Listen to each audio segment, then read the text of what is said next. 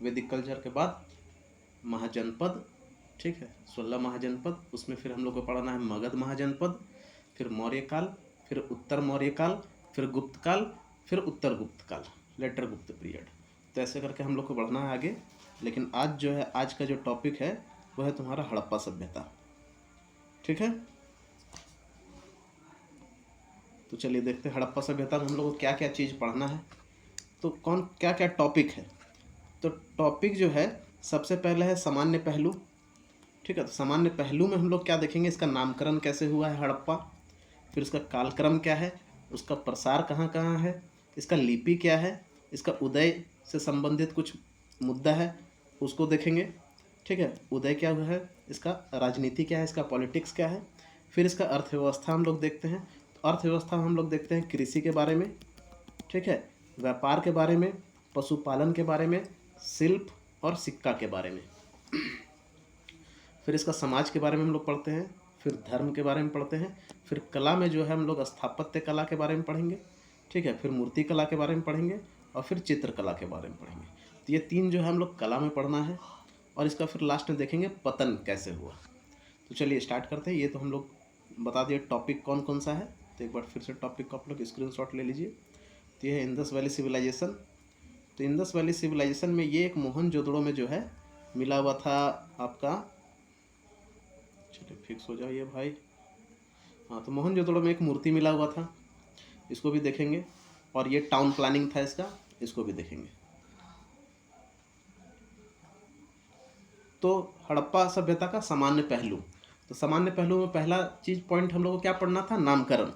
तो पुरातात्विक विज्ञान में ऐसा मान्यता है कि अगर कोई भी स्थल से, ठीक है, जिस स्थल से सर्वप्रथम किसी सभ्यता की जानकारी मिलती है तो उस स्थल के नाम पर जो है उस सभ्यता का नाम पड़ जाता है। समझ में आ रहा है। तो जैसे कि सबसे पहले नाम पड़ा था हड़प्पा, तो इसीलिए उस सभ्यता का नाम पड़ गया हड़प्पा सभ्यता। तो पहला खोजा गया स्थल क्या था, हड़प्पा। तो जैसे कि 1921 में यहाँ पे लिखा हुआ है, जॉन मार्शल के नेतृत्व में कौन खोजा था, तो दयाराम साहनी एक आदमी है, ठीक है।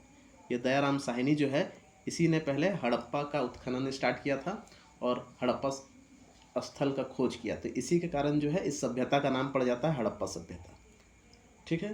तो पुरातात्विक विज्ञान में क्या है सब परंपरा कि जिस भी क्या है परंपरा, तो जिस सभ्यता का, जिस स्थल से सबसे पहले कोई सभ्यता का जानकारी प्राप्त होता है तो उस स्थल के नाम पर पूरे सभ्यता का नाम पड़ जाता है। तो अगर हम लोग इसका अन्य नाम में देखेंगे तो इसको हम लोग और भी अनेक नाम से जानते हैं। जैसे कि इसको हम लोग सिंधु घाटी सभ्यता भी बोलते हैं, इसको हम लोग सदैव सभ्यता भी बोलते हैं, इसको हम लोग कांस्य युगीन सभ्यता भी बोलते हैं। तो सिंधु घाटी सभ्यता बोलने का क्या कारण है, क्योंकि ये सिंधु नदी और उसके जो भी सहायक नदी है उसके तट पर ये सभ्यता विराजमान है। और सदैव सभ्यता क्योंकि ये सभी लोगों का सभ्यता, सब अनेक प्रकार का, जब हम लोग इसमें हम लोग सोसाइटी पढ़ेंगे तो हम लोग देखेंगे अनेक आदमी इसमें है, श्रमिक है, शासक है, लिपिक है, ठीक है, इत्यादि इत्यादि। अगला है कांस्य युगीन सभ्यता। यहाँ पे जो है सबसे पहले कांसा धातु का प्रयोग किसी सभ्यता में किया गया था, इसलिए इसको हम लोग क्या बोलते हैं, ब्रॉन्ज एज, ठीक है। तो इसलिए हम लोग इसको कांस्य युगीन सभ्यता भी बोलते हैं। तो एक नोट करके पॉइंट है कि 1922 में जो एक आदमी है राखल दास बनर्जी, इन्होंने है मोहनजोदड़ो का खोज किया था। तो मोहनजोदड़ो का खोज कौन किया, राखल दास बनर्जी ने। कब किया, 1922 में। 1921 में दयाराम साहनी किसका खोज करता है, हड़प्पा का। तो ये फैक्चुअल चीज़ है, इसको याद रखना है।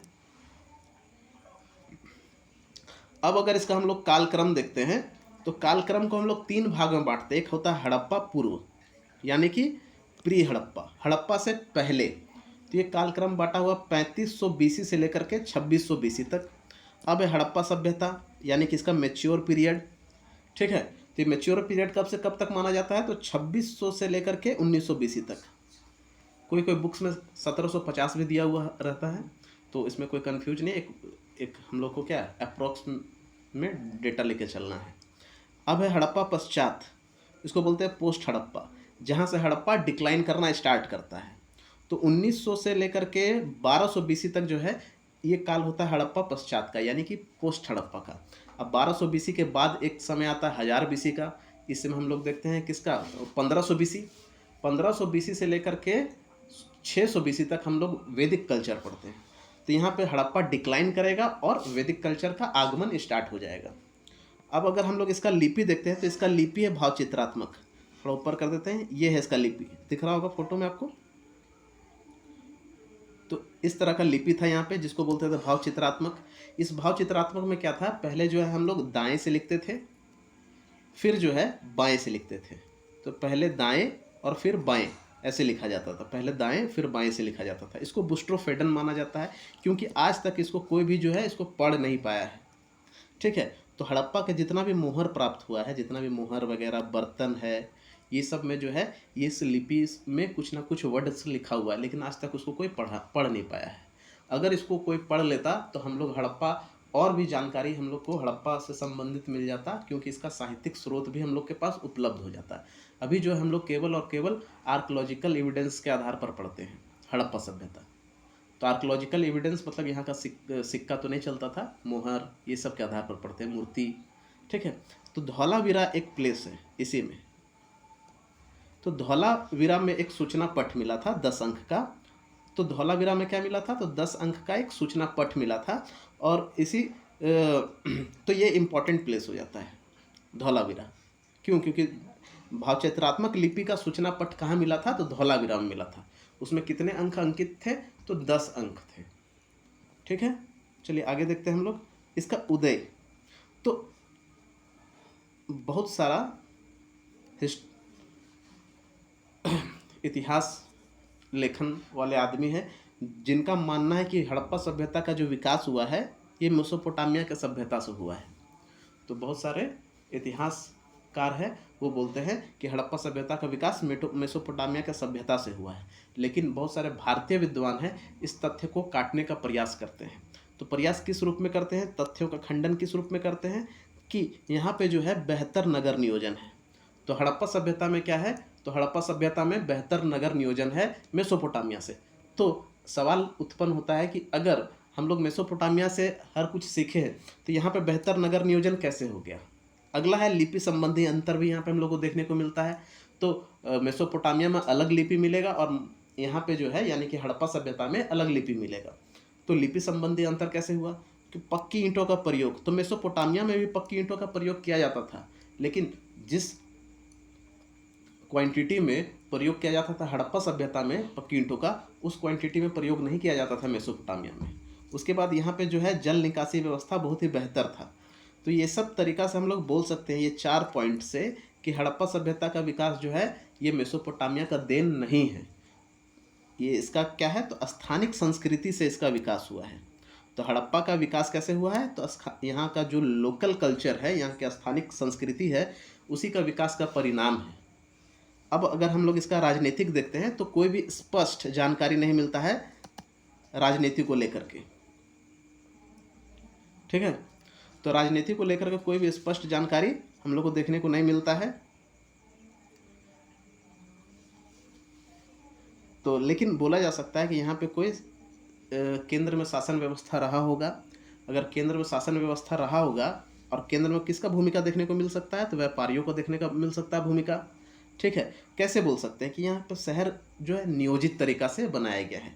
तो शहर जो है एक दूसरे को ऐसे ऐसे समकोण काटती थी। ठीक है, समकोण काटती थी 90 डिग्री पे, और पूरा एकदम व्यवस्थित वेल प्लान्ड यहाँ पे टाउन था। इसको हम लोग बोलते थे ग्रिड पैटर्न।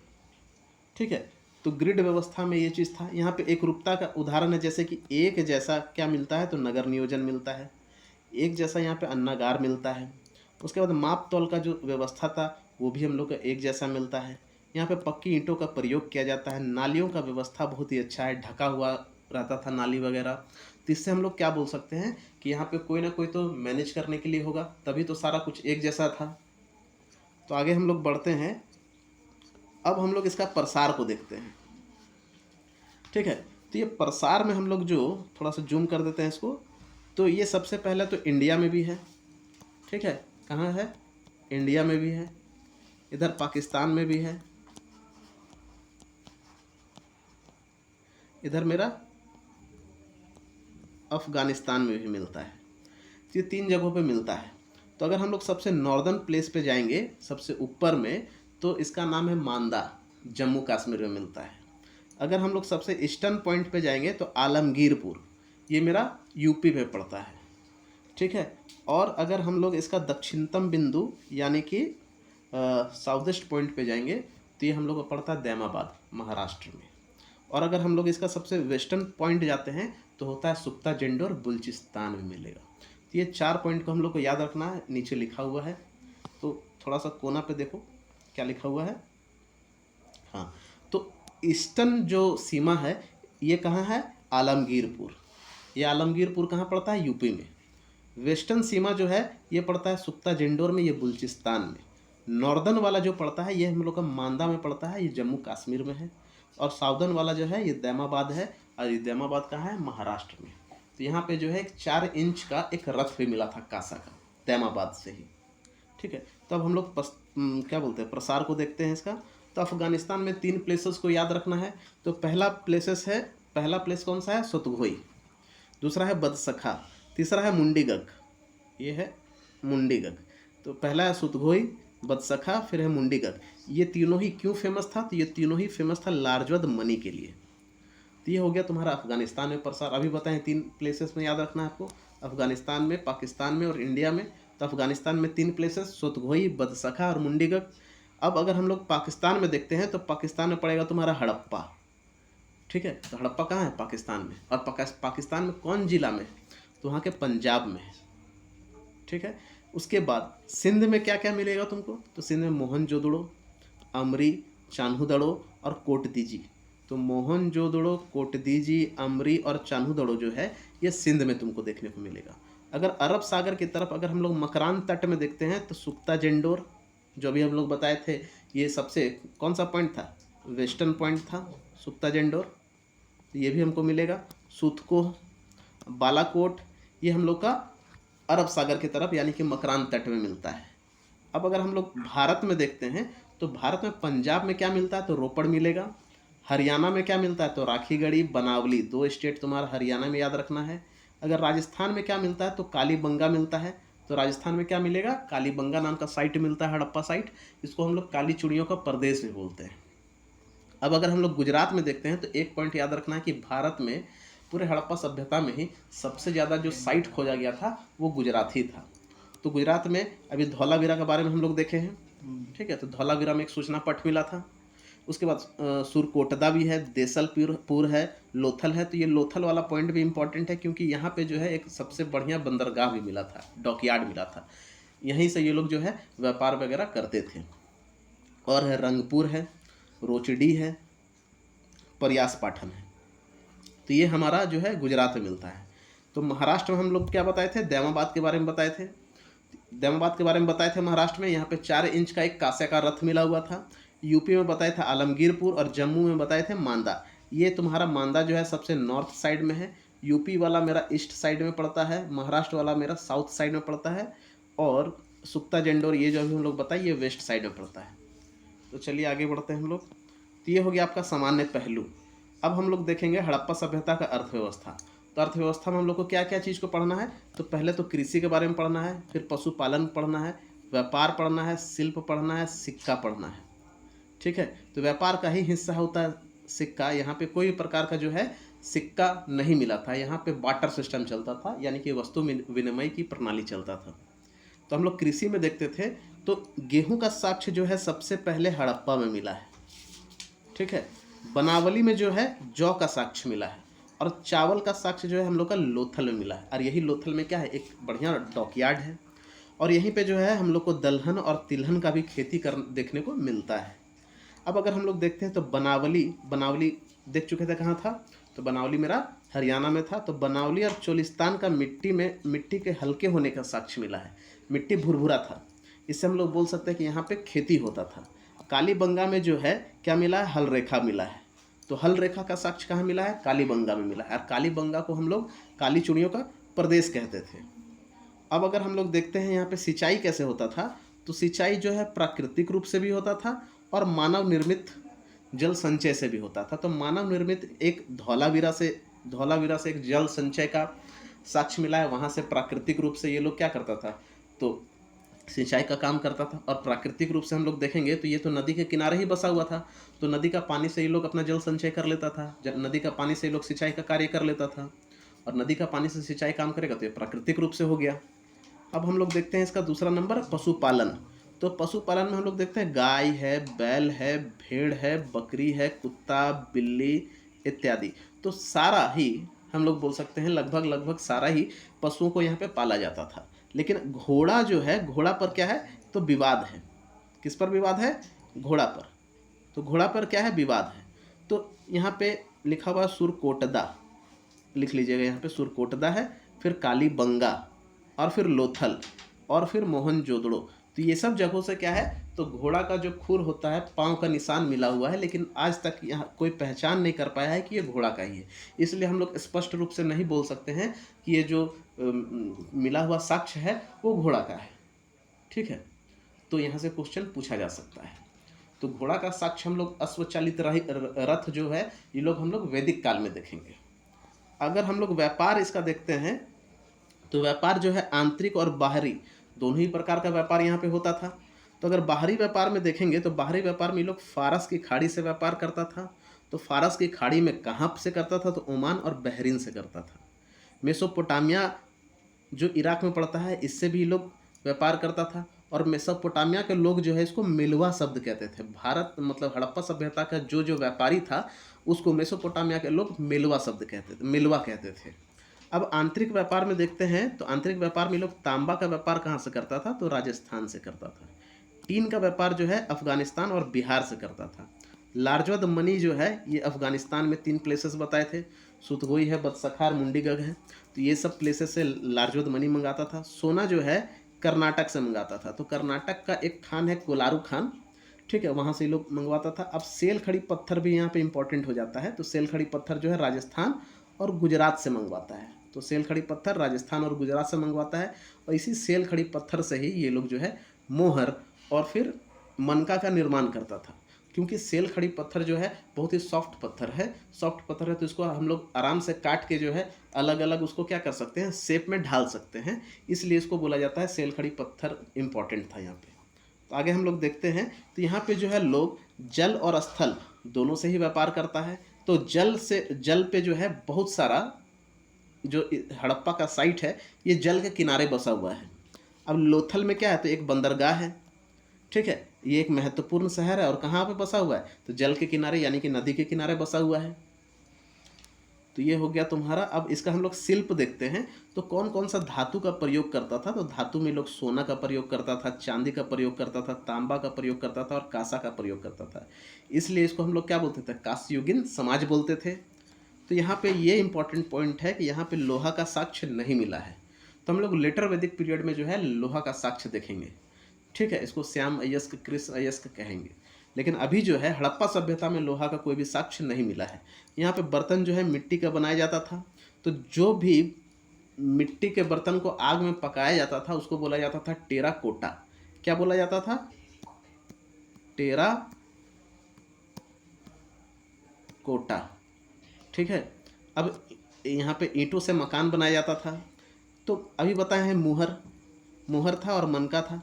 तो मोहर का निर्माण के लिए सेलखड़ी पत्थर का जरूरत पड़ता था। और सेलखड़ी पत्थर का जो व्यापार है वो कहाँ से मंगवाता था? ये लोग राजस्थान और गुजरात से मंगवाता था। मोहनजोदड़ो में सबसे अधिक मोहर प्राप्त हुआ है। तो सबसे अधिक मोहर का साक्ष्य कहाँ से मिला है? मोहनजोदड़ो से मिला है, ठीक है। अब मनका भी सेलखड़ी पत्थर से बनाया जाता था। तो ये मनका का काम क्या होता था? पशुओं की पहचान और आभूषण में इसका उपयोग किया जाता था। मनका निर्माण कारखाना कहाँ पे है? तो लोथल और चान्हूदड़ो। तो लोथल और चान्हूदड़ो में जो है हम लोग को मनका निर्माण का कारखाना भी मिल जाता है। यहाँ पे सबसे पहले जो है मोहनजोदड़ो से ही सूती कपड़ा का साक्ष्य मिला है, ठीक है। उसके बाद मिट्टी और फैंथोस से निर्मित वस्तुएं भी मिली है।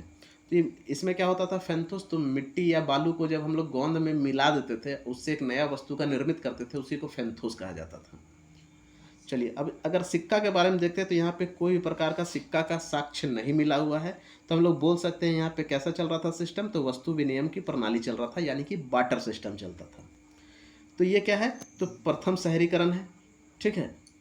तो यहाँ पे व्यवस्था कैसा है? शहरी व्यवस्था है। क्वेश्चन आ जाता है ये कैसा है, ग्रामीण है या फिर शहरी है? तो शहरी है, प्रथम शहरीकरण है।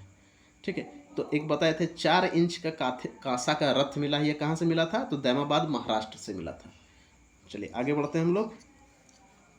तो ये हो गया आपका अर्थव्यवस्था। अब हम लोग अगर इसका समाज के बारे में देखेंगे तो पहले हम लोग बता देते हैं कि अर्थव्यवस्था में हम लोग क्या देखें। कृषि को देख लिए हैं, पशुपालन को देख लिए थे, उसमें एक याद रखना था कि घोड़ा का साक्ष्य यहाँ पे नहीं मिला है, लेकिन कुछ कुछ एविडेंस प्राप्त हुआ है घोड़ा का। उसके बाद व्यापार देख लिए थे, तो आंतरिक व्यापार भी हो रहा है और बाहरी व्यापार भी हो रहा है। ठीक है, आंतरिक व्यापार कहाँ कहाँ से हम लोग व्यापार किए हैं, बाहर में कहाँ कहाँ से व्यापार किए हैं। सिक्का के बारे में अगर हम लोग देखें हैं तो सिक्का का कोई भी प्रचलन हम लोग को यहाँ पे देखने को नहीं मिलता है। यहाँ पे वस्तु विनिमय की प्रणाली चलता है। ठीक है, उसके बाद प्रथम शहरीकरण है ये। तो ये था हम लोग का पूरा अर्थव्यवस्था हड़प्पा सभ्यता का। अब जो है इसका समाज के बारे में पढ़ेंगे, यानी कि सोसाइटी के बारे में पढ़ेंगे। तो समाज में कौन कौन से वर्ग के लोग रहते थे? तो एक तो शासक वर्ग रहते थे, दूसरा क्या है, शासित वर्ग भी रहते थे, जिस पे शासन किया जा रहा है वो शासित वर्ग हो गया, जो शासन कर रहा है वो शासक वर्ग हो गया। कारीगर भी रह रहा है, लिपिक भी है, श्रमिक वर्ग है। तो यहाँ पे इतने प्रकार के समाज में लोग रहते हैं। अगला है यहाँ पे सामाजिक भेदभाव भी होता है। तो यहाँ पे क्या है, डिस्क्रिमिनेशन का भी साक्ष्य हम लोग को मिलता है, जैसे कि मकान का छोटा बड़ा होना। ठीक है, और कीमती पत्थर सीमित रूप में मिल रहा है, तो कहीं कहीं पर ही हम लोग को कीमती पत्थर देखने को मिलता है। थोड़ा सा जूम कर देते हैं। तो कीमती पत्थर जो है ये हम लोग को है कहीं कहीं ही देखने को मिलता है। इससे हम लोग बोल सकते हैं कि एक समाज गरीब वर्ग है, एक समाज मेरा अमीर वर्ग है। समाज कैसा है? तो मात्र सत्तात्मक समाज है। ठीक है, तो ये हम लोग को याद रखना है। समाज कैसा है? मात्र सत्तात्मक है। क्यों बोल सकते हैं? क्योंकि पुरुष के तुलना में महिलाओं की मूर्ति जो है ज़्यादा मिला है। ये लोग जो है श्रृंगार के बारे में भी जानते हैं। तो श्रृंगार के बारे में जानते हैं ये लोग, हम लोग बोल सकते हैं कि सौंदर्य और फैशन के बारे में जानते हैं, श्रृंगार करते थे। जब उन लोग का जब खुदाई किया गया तो बहुत ज़्यादा हम लोग को आभूषण वगैरह देखने को मिला है। ठीक है, कान वाला, नाक वाला, गला में जो पहनते हैं वो। तो इससे हम लोग बोल सकते हैं कि वो लोग जो है श्रृंगार के प्रति भी लोग सजग थे यहाँ पे। और हम लोग आगे बढ़ते हैं तो परिवार संस्था भी यहाँ पे चलता था। आवासीय, उन्नत आवासीय संरचना था। तो टाउन प्लानिंग जो है बहुत ही अच्छा था यहाँ पे, और पक्की ईंटों का प्रयोग किया जाता था। तो जो नाली होता था वो सुव्यवस्थित होता था। तो जो छोटा छोटा नाली घर से जो बह रहा है वो जाकर के मेन नाली से मिल जाता था। ठीक है, ये है मेन नाली, और छोटा छोटा नाली जो है इससे मिल जाता था, और ये जो है मेन नाली ढका हुआ होता था। ठीक है, क्या होता था? मेन नाली ढका हुआ। तो ढका हुआ होने के कारण हम लोग बोल सकते हैं कि ये लोग जो है स्वास्थ्य के प्रति भी जागरूक थे। यहाँ का लोग कैसा थे? तो शाकाहार और मांसाहार दोनों थे। मनोरंजन के लिए ये लोग जो है ढोलक, वीणा और पासा खेलते थे। तो पासा, लूडो वाला पासा। यहाँ पे जो टाउन प्लानिंग है वो पूरा दुनिया में चर्चा का विषय बना हुआ है, क्योंकि उस तरह का टाउन प्लानिंग हम लोग कोई भी सभ्यता में देखने को नहीं मिलता है। यहाँ हम लोग बोल सकते हैं ये लोग वैज्ञानिक शिक्षा के बारे में भी जानते थे, जैसे कि धातुओं को मिला करके एक नया धातु बना देता था। ठीक है, तो जैसे कि कासा जो है, कासा एक एलॉय है, मिश्र धातु है। दो धातु को मिला करके कासा को बनाया जाता था। यहाँ पे बहुत सारा प्रजाति भी रहते थे। कौन कौन प्रजाति रहता था? जैसे कि भूमध्य सागरीय प्रजाति है, मंगोलियाड है, अल्पाइन है और प्रोटो ऑस्ट्रोलाइड है। तो ये सब प्रकार का प्रजाति भी यहाँ पर हम लोग को देखने में मिलता है। और समाज में जो है पूजा पाठ जो है अलग अलग तरीक़ा से यहाँ पे किया जाता था। समाज कैसा है? बहुलवाद है। तो बहुलवाद या मतलब क्या हुआ है कि यहाँ पे अनेक देवताओं का पूजा किया जाता है। ठीक है, अंतिम संस्कार के बारे में हम लोग देखते हैं तो 3 प्रकार का अंतिम संस्कार का यहाँ पे साक्ष्य मिलता है। एक होता है पूर्ण समादाह, एक होता है आंशिक समादाह, एक होता है दाह संस्कार। और ये दाह संस्कार जो है सबसे ज़्यादा प्रसिद्ध था यहाँ पे। तो पूर्ण समादाह में क्या होता था कि दफना दिया जाता था पूरे बॉडी को। आंशिक समादाह में क्या होता था? ये आंशिक समादाह में क्या होता था, तो बॉडी को, जो मृत व्यक्ति का जो शरीर है, शव है, उसको खुले मैदान में छोड़ दिया जाता था, उसको चील कौवा आके खा जाता था। उसके बाद दाह संस्कार में क्या है, उसको जला दिया जाता था प्रॉपर, और यही जो है सबसे ज़्यादा फेमस था। यहाँ पे जो है ताबूत में भी दफनाने का भी साक्ष्य मिलता है। ठीक है, ताबूत में दफनाने का साक्ष्य। लेकिन हम लोग जब मेसोपोटामिया का सभ्यता पढ़ते, सॉरी मिस्र का, इजिप्ट वाला जो सभ्यता पढ़ते हैं, मिस्र का सभ्यता, तो वहाँ पे हम लोग देखते हैं कि आदमी जब मर जाता है तो उसका दिमाग को निकाल करके पूरे उसको बैंडेज किया जाता है, उसको मम्मी बनाया जाता है। ठीक है, लेकिन यहाँ पे ताबूत में दफनाने का साक्ष्य मिल रहा है हड़प्पा सभ्यता में। लोथल में जो है महिला और पुरुष को एक साथ दफनाने का साक्ष्य मिल रहा है, मतलब युग्म समादान यहाँ मिल रहा है हम लोग को। ठीक है, महिला और पुरुष को जो है यहाँ पे एक साथ दफनाया जाता था। तो ये आपका हो गया समाज। अब अगर हम लोग इसका धर्म के बारे में देखते हैं तो धर्म में देखेंगे मोहनजोदड़ो में एक मोहर मिला हुआ है। ठीक है, तो मोहर में जो फोटो मिला हुआ है उसमें एक व्यक्ति है जो पशु से घिरा हुआ है, एक व्यक्ति है जो कि पशु से घिरा हुआ है। तो वो कौन कौन सा पशु से घिरा हुआ है? तो एक है सिंह, दूसरा है हाथी, ठीक है, तीसरा है बैल, चौथा है आपका वृषभ। तो ये चार जो है ये चार पशुओं से घिरा हुआ था और नीचे में दो हिरन मिलता है। इसको फोटो में देखने से लगता है दो नीचे हिरन है। ठीक है, तो ये जो पशु से घिरा हुआ व्यक्ति है इसको हम लोग मानते हैं कि ये जो है शिव का प्रारंभिक रूप होगा। ठीक है, यहाँ पे जो है लिंग और योनि का भी पूजा किया जाता है। किसका पूजा किया जाता है? लिंग और योनि का भी पूजा किया जाता है। यहाँ पे कुबड़ वाले बैल का भी मूर्ति मिला हुआ है। ठीक है, देवी का भी आराधना किया जाता है। अब यहाँ पे एक हड़प्पा में क्या है, तो देवी के गर्भ से पौधे को निकलता हुआ दिखाया गया है मोहर में। तो एक देवी है जिसके पेट से जो है पौधा निकलता हुआ दिखाया गया है। तो इससे यह संकेत ये देना चाहता है कि ये लोग जो है प्राकृतिक पूजक है। ठीक है, नेचर का पूजा करते हैं। समझ में आ रहा ना? तो नेचर का पूजा करते हैं और पेड़ पौधा को जो है अपना बेटे के समान मानते हैं। जिस प्रकार गर्भ से एक माँ बच्चे को जन्म देती है उसी प्रकार जो है इसमें देवी जो है पेड़ को जन्म दे रही है। तो ये फोटो चित्रण करने का इसका पर्पस है। लोग कैसा था? तो पृथ्वी का पूजा करते थे लोग, यानी कि लोग प्राकृतिक पूजक हैं। ठीक है, पीपल वृक्ष में जो है बहुत सारा देवी का चित्रण मिला है। यहाँ पे लोग कुबड़ वाले बैल का, जल का, अग्नि का पूजा किया जाता था। अब यहाँ पे आता है एक अग्नि वेदिका। तो पूछा जा सकता है अग्नि वेदिका कहाँ कहाँ पे मिला है? तो कालीबंगा, लोथल और बनावली। कालीबंगा कहाँ है? राजस्थान में। लोथल कहाँ है? गुजरात में। बनावली कहाँ है? हरियाणा में। ये तीनों प्लेसेस में जो है अग्नि वेदिका मिला है। अब इसी अग्नि वेदिका के पास में जो है पशु का हड्डी मिला हुआ है। क्या मिला है? अग्नि वेदिका के पास में ही पशु का हड्डी मिला है। ठीक है, तो ये पशु का हड्डी को देख के हम लोग बोल सकते हैं यहाँ पे जो है बलि प्रथा चलता होगा। समझ में आ रहा ना? अगर कोई व्यक्ति मर जाता था तो मृतक व्यक्ति के साथ साथ जो है ताबीज वगैरह यानी कि वस्तुओं को दफनाने का प्रथा चलता था। तो ये लोग को लगता होगा कि अगर हम लोग ताबीज में मंत्र पढ़ के दे देंगे तो हो सकता है कि फिर से मेरा ही बेटा बन के जन्म ले या उनका पुनर्जन्म हो जाए। ठीक है, तो पुनर्जन्म का यहाँ पे ये लोग विश्वास करता था और ये लोग अंधविश्वास पे विश्वास करता था। तो अंधविश्वास यहाँ पे प्रचलित है, पुनर्जन्म भी यहाँ पे प्रचलित है। अगर यहाँ पे देखिए मूर्ति का तो साक्ष्य मिलता है, लेकिन मूर्ति पूजा का कोई भी साक्ष्य नहीं मिलता है, ना ही मंदिर का साक्ष्य मिलता है। तो मूर्ति का साक्ष्य मिल रहा है लेकिन मूर्ति पूजा और मंदिर में पूजा या मंदिर का कोई भी साक्ष्य नहीं मिलता है। अंतिम संस्कार में भी हम लोग देख लिए ये पॉइंट कि दाह संस्कार जो है सबसे ज़्यादा फेमस था। दाह संस्कार 3 प्रकार का अंतिम संस्कार बताए थे, पूर्ण शवादाह, आंशिक शवादाह या दाह संस्कार, जिसमें दाह संस्कार जो है सबसे ज़्यादा फेमस है। अब हम लोग इसका कला के बारे में देखते हैं। तो कला में हम लोग स्थापत्य कला, मूर्ति कला और चित्रकला पढ़ते हैं। तो स्थापत्य कला में हम लोग देखेंगे नगर नियोजन के बारे में। तो ये नगर नियोजन क्या है? तो नगर नियोजन पूरा दुनिया में चर्चा का विषय बना हुआ है। नगर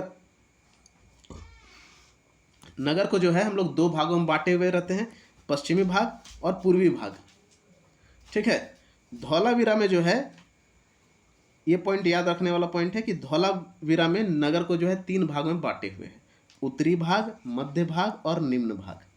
लेकिन मेन हड़प्पा में जो है 2 भाग में बांटा हुआ है, पश्चिमी और पूर्वी। ठीक है, तो थोड़ा सा इसको देख लेते हैं। तो पश्चिमी वाला जो है ऊंचाई पर स्थित है, जबकि पूर्वी वाला जो है मेरा निचला हिस्सा पे स्थित है। पश्चिमी वाला में क्षेत्रफल कम है जबकि पूर्वी वाला में क्षेत्रफल अधिक है। ठीक है, तो यहाँ पे जो पश्चिमी वाला है यहाँ पे समाज के उच्च वर्ग रहते थे, यहाँ पे उच्च वर्ग रहते थे, यहाँ पे निम्न वर्ग रहते थे। तो यहाँ पे क्षेत्रफल कम मिलेगा, जनसंख्या भी कम मिलेगा। यहाँ पे जनसंख्या हम लोग को अधिक मिलता है। यहाँ पे बड़ा बड़ा इमारत देखने को मिलता है, जैसे कि स्नान घर, अन्नागार और सभा भवन। ये तीनों ही जो है मोहनजोदड़ो में प्राप्त होता है। तो मोहनजोदड़ो का जो स्नान घर है यानी कि ग्रेट बाथ है, ये बहुत ही फेमस है। और अगर हम लोग पूर्वी भाग में देखते हैं तो सड़क जो है एक दूसरे को समकोण काटती थी ग्रिड पैटर्न में, ये बता चुके हैं, ऐसे वैसे होता था, इसको जो है 90 डिग्री पे काटता था। मकान यहाँ पे जो है जनरली एक मंजिला, दो मंजिला मिलता था। मकान के आगे एक आंगन भी मिलेगा तुमको। उसके बाद यहाँ पे जो है एक निजी कुआं भी मिलता है, और स्नान घर भी जो है निजी निजी मिलता है, आपको प्राइवेट स्नान घर यहाँ पे मिलेगा। नाली जो है सुव्यवस्थित है। छोटी छोटी नालियाँ जो है मुख्य नाली से जा करके मिल जाता था, और नाली में पत्थर से ढका हुआ होता था। ये भी चीज़ हम लोग बता चुके हैं। तो इससे हम लोग बोल सकते थे यहाँ ये लोग जो है साफ़ सफाई के बारे में जानते थे। तो ये फोटो दिख रहा होगा, तो ये सीटाडेल जो लिखा है यही है तुम्हारा पश्चिमी भाग। ठीक है, सीटाडेल में क्या है, पश्चिमी भाग, वेस्ट साइड, और जो लोअर टाउन है ये है तुम्हारा ईस्ट साइड। तो ये ऊंचाई पर स्थित था, ये नीचे स्थित था। अब हम लोग एक चीज़ और याद रखना है कि मकान के दरवाजे जो है गली के तरफ खुलता था। ठीक है, तो मकान के दरवाजे जो है मेनली मेन डोर की तरफ खुलेगा। लेकिन यहाँ पे एक पॉइंट याद रखना, लोथल। ठीक है, ठीक है, लोथल में जो है दरवाज़ा पीछे साइड खुलता था, ये पॉइंट याद रखना है। मैक्सिमम जो क्या बोलते हैं शहर है वो नदी के किनारे स्थित है। यहाँ पर टेक्नोलॉजी का एक रूपता पाया गया है, यहाँ पर शहरीकरण है। तो ये सब सारा पॉइंट तो पढ़ा हुआ पॉइंट है। चलिए आगे हम लोग देखते हैं इसका मूर्ति कला के बारे में। तो मूर्ति जो है 3 चीज़ों से बनाया जाता था। तो हम लोगों को कला में 3 चीज़ पढ़ना है, स्थापत्य कला, मूर्ति कला और चित्रकला। स्थापत्य कला हो चुका है, अब हम लोग मूर्ति कला को देखते हैं। तो मूर्ति जो है 3 चीज़ों से बनाया जाता था, या तो ये पत्थर से बनाया जाता था, धातु से बनाया जाता था, और मिट्टी से बनाया जाता था। तो ये जो है ये फोटो जो दिख रहा होगा ये आपका मोहनजोदड़ो में प्राप्त हुआ है। तो पत्थर में मोहनजोदड़ो में दाढ़ी से युक्त चादर ओढ़े हुए एक मूर्ति दिखाया गया। तो ये जो है ये चादर है, ये चादर में जो है ट्राइफॉल्स बना हुआ है, यानी कि फूल बना हुआ है यहाँ पे। ठीक है, और इसका आंखें जो है पूरा बंद है, ये दाढ़ी है। तो ये मोहनजोदड़ो से ये मूर्ति मिला है। हड़प्पा से जो है एक डांस करते हुए केवल धड़ का मूर्ति मिला हुआ है, पत्थर का। तो पत्थर का टोटल जो है हम लोग को 14 मूर्ति देखने को मिलता है। कितना मूर्ति देखने को मिलेगा, तो 14 मूर्ति देखने को मिलता है। ठीक है, लेकिन 2 मूर्ति ज़्यादा इम्पोर्टेंट है, ज़्यादा प्रसिद्ध है, तो ये 2 मूर्ति को हम लोग को याद रखना है। अब अगर धातु का मूर्ति का बात करते हैं हम लोग, किसका मूर्ति, धातु का मूर्ति, तो मोहनजोदड़ो से जो है कांसे का डांस करते हुए मूर्ति मिला हुआ है, भैंस और भेड़ का मूर्ति मिला हुआ है, तांबा का एक मानव मूर्ति भी मिला हुआ मोहनजोदड़ो से। कालीबंगा में क्या है, तो बैल का मूर्ति मिला हुआ है तांबा का, वो भी पूरा अलंकृत, अलंकार किया हुआ। तो जो धातु का मूर्ति बनाते थे वो किस विधि से बनाते थे, तो मोम द्रव्य विधि से बनाते थे, मोम द्रव्य विधि। इस विधि में क्या होता था, तो पहले मोमबत्ती को, जो मोम होता है, मोम को काट करके एक मूर्ति का शेप दिया जाता था, और फिर उस शेप के ऊपर मिट्टी का एक लेप लगाया जाता था। और फिर मिट्टी को जब 2-3 दिन हो जाता था तो मिट्टी सूख जाता था उस पर। ठीक है, अब उसको जो है गर्म किया जाता था। तो जब हीट किया जाता था तो छेद एक रखा जाता था, तो छेद से मोमबत्ती गल के निकल जाता था बाहर। उसके बाद उसमें जो है मेटल यानी कि धातु को गला के डाल दिया जाता था। अब वो जब धातु 2 दिन के बाद सूख जाता था तो फिर जो ऊपर में लगा हुआ था आपका क्या, मिट्टी, उसको तोड़ दिया जाता था। अब जब उसको तोड़ दिया जाता था तो मेटल का मूर्ति बनकर तैयार हो जाता था। तो ये था तुम्हारा मोम द्रव्य विधि। तो मिट्टी से क्या बना हुआ है, तो मिट्टी से बहुत ज़्यादा खिलौना बना हुआ है, बर्तन बना हुआ है। पुरुष के तुलना में महिला का मूर्ति जो है अधिक है, इसलिए तो इसका समाज कैसा है, मातृसत्तात्मक समाज है। ठीक है, पशुओं में जो है कुब्बड़ वाला बैल का मूर्ति बहुत ही ज़्यादा मिला हुआ है, समझ में आ रहा ना। और ये मिट्टी का जो मूर्ति है आम लोगों को प्रतिनिधित्व करता था। अब अगर हम लोग चित्रकला का बात करते हैं तो चित्रकला में बर्तन में जो है बहुत सारा वनस्पति का चित्र मिला है, यानी कि पेड़ पौधा का चित्र जो है बर्तन में बहुत ज़्यादा मिला है, चित्रकला में आ गए। अब लोथल का बात करते हैं तो लोमड़ी की तरफ देख रहा कौवा का चित्र मिला है। तो इसी से जो है बहुत सारा पंचतंत्र में जो है बहुत सारा कहानी को डिराइव करके बनाया गया है। पंचतंत्र का नाम सुना है ना, तो पंचतंत्र में कहानी बनाया गया है। हड़प्पा में जो है मछुआरा का फोटो मिला हुआ है, चित्र मिला है। ठीक है, यहाँ पे लोग जो है ज्योमेट्री आकृति का हिंदी में ज्योमेट्री और इंग्लिश में ज्योमेट्री। ये आकृति का चित्र मिला है जिसमें ट्राइंगल हो सकता है, सर्कल हो सकता है, रेक्टेंगल हो सकता है, स्क्वायर हो सकता है। लाल और काले रंग का प्रयोग किया जाता था। तो बेस को जो है लाल रंग से रंगा जाता था, ऊपर में जो है काला पेंट किया जाता था। तो ये हो गया आपका चित्रकला। अगला ये लास्ट है पतन के बारे में। तो पतन में जो है हम लोग आकस्मिक पतन को देखते हैं। कुछ कुछ पॉइंट जो है आकस्मिक पतन में आता है, एक है क्रमिक पतन। तो कोई कोई लोगों का मानना है कि इनका जो पतन हुआ है बाढ़ के कारण हुआ है, कोई कोई लोगों का मानना है कि इनका जो पतन हुआ है भूकंप के कारण हुआ है, किन्हीं का मानना है कि नदी मार्ग में परिवर्तन के कारण इनका पतन हुआ है, तो कोई बोलते हैं आग लगने के कारण इनका पतन हुआ है। तो कोई कोई ऐसा भी थे जो आर्यों के आक्रमण को जो है इनका पतन का कारण मानते थे। लेकिन वर्तमान समय में, ठीक है, वर्तमान समय में जो है पर्यावरण असंतुलन को जो है मान्य माना गया है। यहाँ पे क्लाइमेट चेंज हुआ होगा जिसके कारण हड़प्पा सभ्यता का पतन हो गया है। तो यहाँ से आपका ये तो ख़त्म हो जाता है। लेकिन कल जो क्लास होगा इसमें जो लूसेंट जो किताब होता है, लूसेंट में जो एक्स्ट्रा फैक्ट है, यहाँ से आपका 80% लूसेंट तो ख़त्म है, एक्स्ट्रा चीज़ है। लेकिन फिर भी 10-5% जो है लूसेंट में कुछ एक्स्ट्रा फैक्ट्स दिया हुआ रहता है, उसको हम लोग कल देखेंगे। और एक्स्ट्रा फैक्ट्स को उसके बाद उसका MCQ लगाएंगे। तो आज के लिए इतना ही। अगर पसंद आए तो चैनल को लाइक, सब्सक्राइब और शेयर करें। Thank you. जय हिंद।